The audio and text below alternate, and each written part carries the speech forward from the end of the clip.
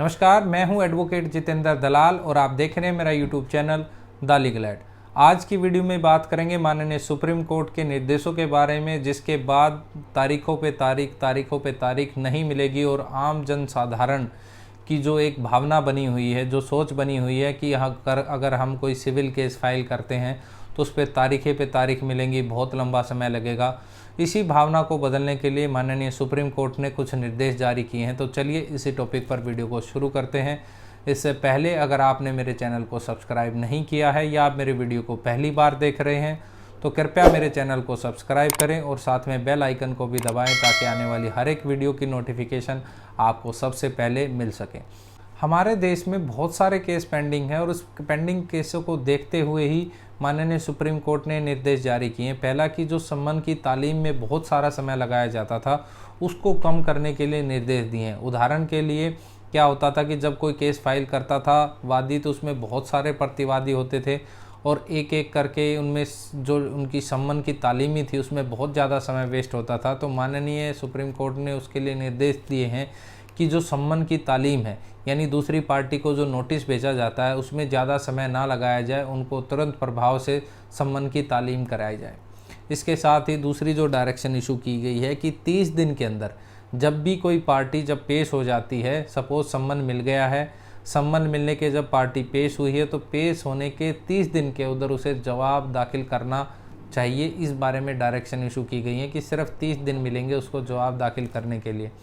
अगर वह 30 दिन में जवाब दाखिल नहीं करता है तो माननीय जो कोर्ट है उसने डायरेक्शन दी है कि जजेस जो हैं इस बारे में अपना फैसला में ये लिखेंगे कि किस कारणवश से 30 दिन में जो है WS नहीं पार्टी ने फाइल किया है और जो समय को 30 दिन से आगे बढ़ाया जा रहा है वो किस वजह से बढ़ाया जा रहा है। उसके बाद जो क्या था कि जब नोटिस पार्टी को मिल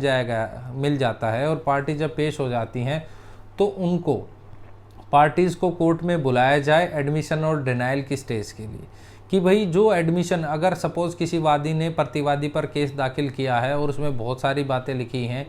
और उसमें से अगर कुछ बातों को तो प्रतिवादी मानने को तैयार है, वो कहता है कि हाँ जो इन्होंने ये केस डाला हुआ है और इसमें जो बातें कुछ लिखी हुई हैं ये सत्य हैं, तो कम से कम उन बातों को प्रूव करने के लिए, यानी उनको कोर्ट में जो टाइम लगता वादी को, वो तो कोर्ट बचा पाएंगे और उसमें कम से कम समय लगेगा जो बातों को प्रूव करने के लिए, जो उसने एडमिट कर लिया है, एडमिशन हो गया है, जिन बातों का एडमिशन होने के बाद उन चीज़ों को प्रूव करने की ज़रूरत नहीं है क्योंकि admission is the best evidence.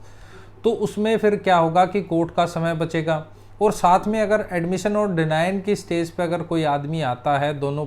Parties आती हैं, तो वहाँ पर समझौते के चांसेस भी बढ़ जाते हैं। हो सकता है कि केस में समझौता हो जाए।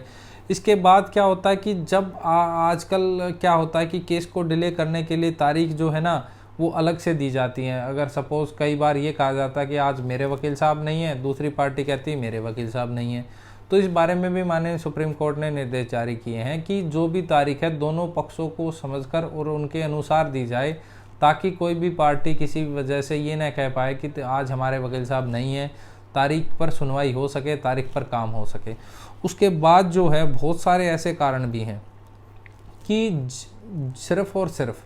जो केस जो है, एक आम धारणा जो बनी हुई कि बहुत सारे साल लगेंगे। अगर मैं सिविल केस की यानी सिविल वाद की अगर मैं बात करूं तो उसका कारण क्या है कि हमारे देश में जो जजेज हैं और जो स्टाफ है उसकी भी काफ़ी कमी है, जिसकी वजह से भी तारीखें जो हैं काफ़ी लंबी मिलती हैं और जो है इसमें तारीख पे तारीख मिलती रहती थी। क्योंकि अगर पहले कुछ समय पहले हमारे देश में फैमिली कोर्ट के साथ जैसे फास्ट ट्रैक कोर्ट भी स्टार्ट की गई थी, तो फास्ट ट्रैक कोर्ट से हमें काफ़ी बढ़ावा मिला था, जल्दी केसों का निपटान हो रहा था। लेकिन क्या हुआ कि वहाँ पर क्या है कि केसेस इतने ज़्यादा हैं, अगर उनको फास्ट ट्रैक में लिया जाए, यानी कुछ केसेस को फास्ट ट्रैक के अनुसार चलाया जाए, तो जो नए केसेस हैं उनकी तारीखें ही काफ़ी लंबी मिलेंगी, किसी में 5 महीने 6 महीने।